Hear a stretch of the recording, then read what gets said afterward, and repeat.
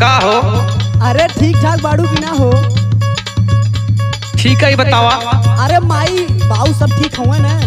सब ठीक बा। का ठीक बा? पहले सुना, कौनो दिक्कत हो गई? तोहार माई एकदम नाकी के दम कह दिले।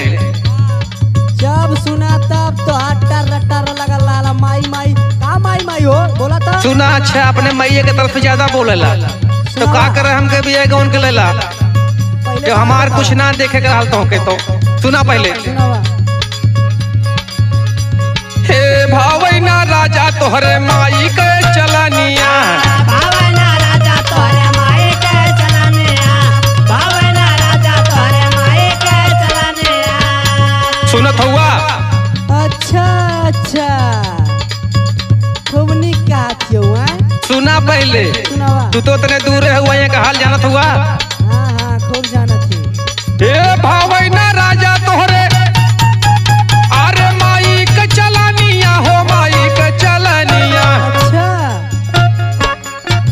और एक बात कान खोल के सुन ला, सुनावा।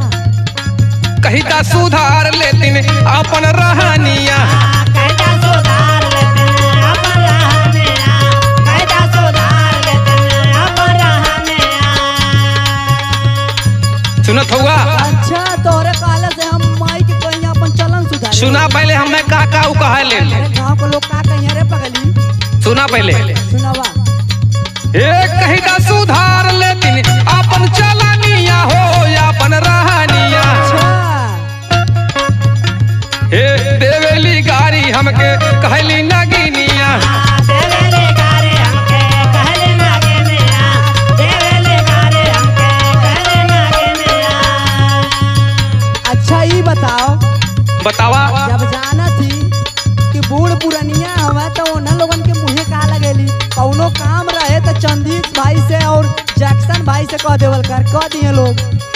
सुना से ज्यादा बड़ बड़ के मत बोला, माई के पीछे पड़ल रहली हमेशा। काहे ना पड़ा बहु? सुनाओ। सुना पहले, अच्छा हे देवेली गारी हमके वाह। अरे कहली नगिनिया हो, कहली नगिनिया। हाय हाय। हे उखारे छोटा जब देवे जली पनिया, उखारे छोटा जावा देवे जाए पनिया, उखारे छोटा जावा देवे जाए पनिया। और सुना, सुनावा। अगर तू अपने बाई बाऊ को चाल ना सुधरबा ना तो हम दूसरे के चली जाब। इकुल ना कहल जा, पागल घर है, इकुल चलत रहाला। तू खाली रुपया के चक्कर में पड़ल हुआ, हमरो देखभाल करत हुआ। पैसा ना तो का खैबू? सुना पहले, पैसा वाले के चटबा का बोला। हमार जिंदगी एकदम खराब कर देला।